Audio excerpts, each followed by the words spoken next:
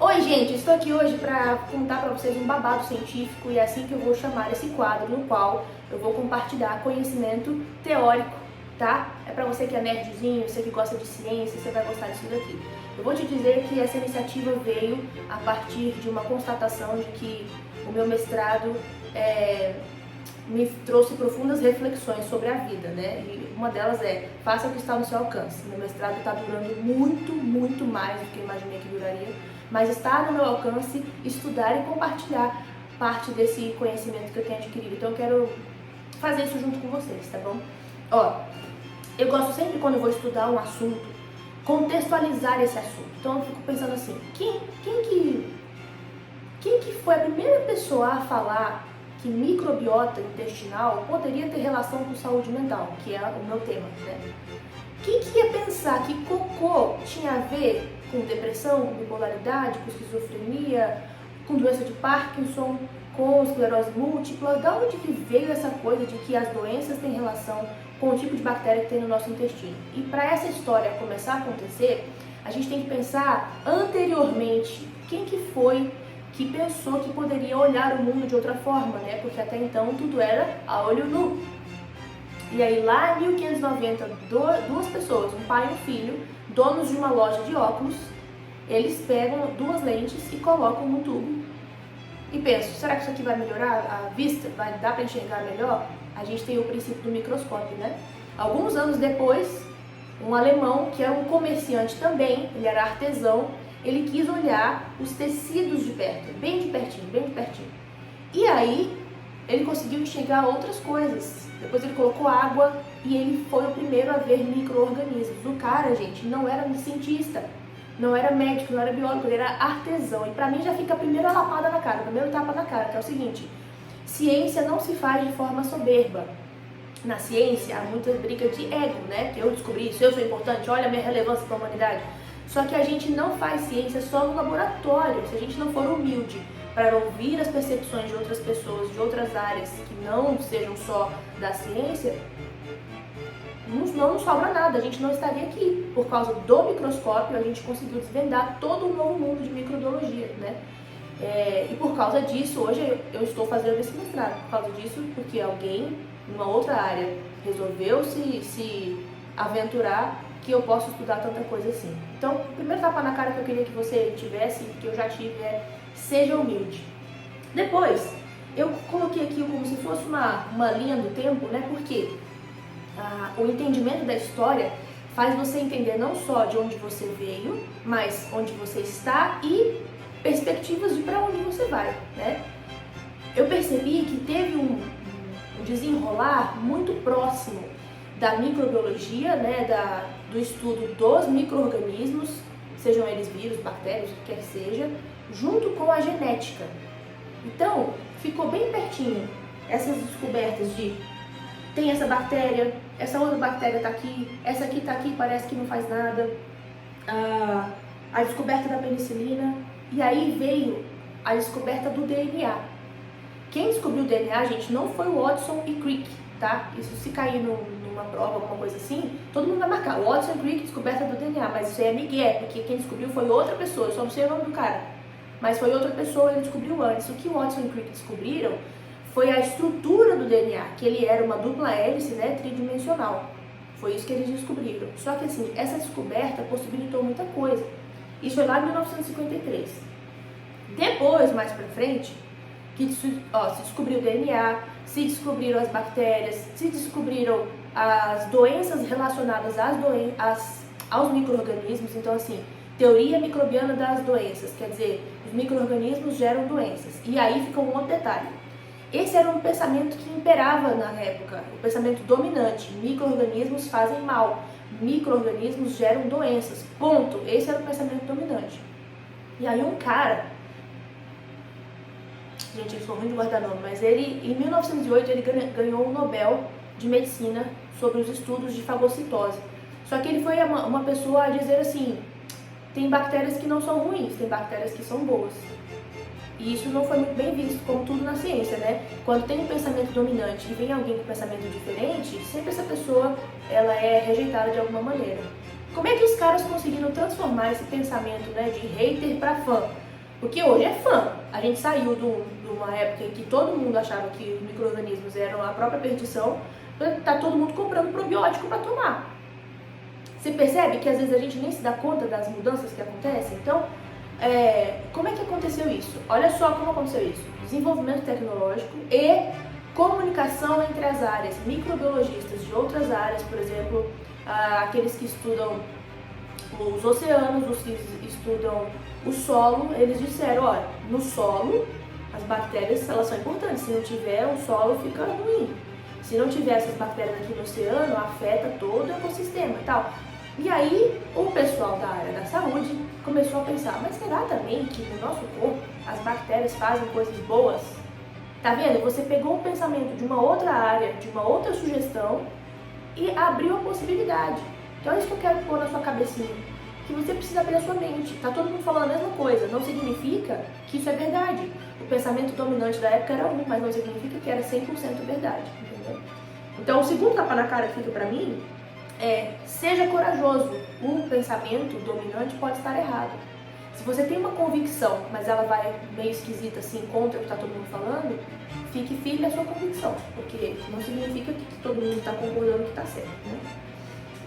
Depois, gente, lá em 1953, que eu falei descobrir o DNA, muitas coisas vieram após. Por exemplo, em 1980, a gente já consegue identificar criminosos através do DNA. Olha só que interessante, você não teria seu seriado policial se os nerds não tivessem descoberto o DNA, entendeu? Você não teria lá o CSI para ver. CSI? Acho que é isso não. Você não teria isso aí para assistir. A partir daí você consegue identificar, e não só para culpar alguém, mas para inocentar alguém, né? Então isso também é importante. Depois eu coloquei aqui que no ano 2000, o projeto Genoma Humano oficialmente se instala, né? Foi tão importante isso que eu até peguei aqui o discurso do Bill Clinton.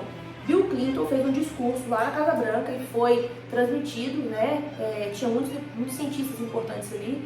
Eu peguei um pedacinho que eu achei bonito. Ele disse assim, ó: estamos aqui para celebrar a conclusão do primeiro mapeamento de todo o genoma humano. Sem dúvida, esse é o mapa mais importante e maravilhoso já produzido pela humanidade. Quando Galileu descobriu que podia usar as ferramentas da matemática e da mecânica para entender o movimento dos corpos celestes, ele sentiu nas palavras de um eminente pesquisador que havia aprendido a língua em que Deus havia criado o universo. Hoje estamos aprendendo a língua na qual Deus criou a vida.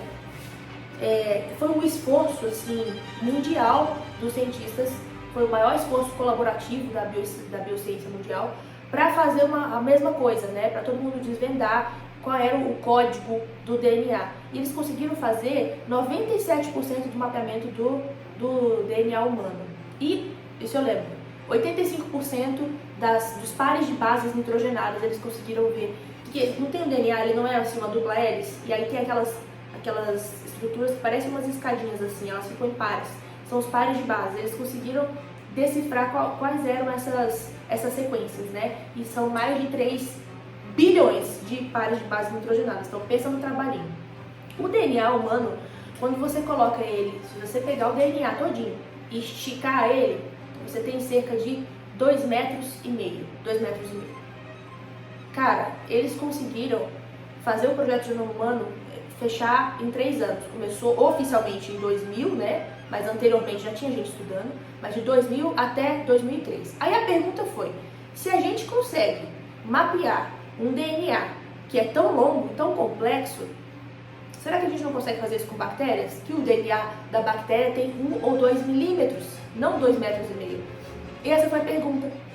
E a pergunta foi, sim, a gente consegue adaptar e fazer. E aí o projeto Microbioma Humano, ele é um desdobramento do projeto Genoma Humano, entendeu? Porque estudaram o DNA, agora estão estudando as bactérias. Porque assim, não adianta só você estudar, você precisa entender, né? Precisa entender, não adianta você só ler ou mapear. O fato de ter sequenciado o DNA não significa que a gente entendeu todas as funções que o DNA exerce. Só que eles perceberam que, vou dar um exemplo, tem algumas coisas que a gente come e que a gente não digere, mas que dá tudo certo. Acaba sendo digerido de alguma maneira. Então, ou a gente está produzindo enzimas que a gente não está sabendo, ou tem alguém digerindo isso por nós. E eles chamaram isso de insuficiência metabólica do corpo humano. Quer dizer, o seu próprio corpo não tem explicação de como ele consegue fazer tantas coisas. se codificou aí mais ou menos 20 a 25 mil genes. 20 a 25 mil genes no ser humano, é o que você tem. Aí você fala assim, caramba, 20 a 25 mil genes é bastante, mas você sabe o quê? O trigo tem 23 mil genes. Então você percebe que a complexidade metabólica do ser humano precisa ser explicada por mais coisas? E aí o projeto Microbioma Humano começa a explicar isso daí. Em 2007 começa, a primeira fase aí dura 7 anos, né? E lá em 2012 alguém começa a falar sobre ser um super-organismo, quer dizer, das bactérias fazerem diferença para esse nosso metabolismo e explicar algumas funções que a gente não consegue explicar só com o nosso corpo propriamente dito, só com os nossos órgãos propriamente ditos. 2012 que foi o grande fuzuê, então as publicações científicas subiram pra caramba e a galera começou a publicar e tá assim até hoje, né? É exponencial, antes disso ninguém publicava muito. Eu vou finalizar porque já deu tempo, né? Mas dizendo para vocês que esses projetos eles mais suscitaram perguntas do que responderam alguma coisa, né? Como toda boa ciência, a gente começa estudando uma coisa e a gente vê que a gente é ridiculamente pequeno e não sabe de nada. Mas o terceiro e último ponto que eu coloquei aqui no meu coração e escrevi para trazer para vocês é: porque a identidade foi fortemente considerada, todo o universo se abriu. Saiba quem você é. Esse é o terceiro ponto. Saiba quem você é. Porque os caras conseguiram decodificar o DNA, todo o universo se abriu sobre microbiota intestinal. Isso já está fazendo muita diferença na ciência. Como isso está fazendo diferença, eu vou falar no próximo vídeo. Mas aqui eu sempre vou dizer sobre identidade. Quando você não sabe quem você é, você não sabe de onde você veio, você não sabe onde você está, você não vai saber para onde você vai também. Então eu acho bonito de ver que na ciência a identidade também é importante, justamente por causa da identidade, tantas coisas boas aconteceram, né? E tantas coisas construtivas vieram a partir daí. Como seria a sua vida se você soubesse quem você é de verdade? O que no seu comportamento mudaria? Se você fosse firme em quem você é, teriam coisas que você pararia de fazer, coisas que você passaria a fazer. Eu tenho certeza que saber quem é faz toda a diferença do mundo. E é isso, gente. Obrigada pela companhia. Eu não sei quanto tempo vocês aguentam ver de vídeo, entendeu? Eu tentei resumir o máximo que eu pude. Vocês gostaram?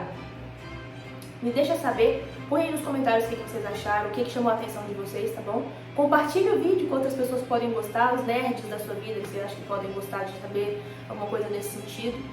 E o que é? Compartilha, curta e tem mais uma coisa, se inscreva. Se você não é inscrito, pelo amor de Deus, é só clicar no botão.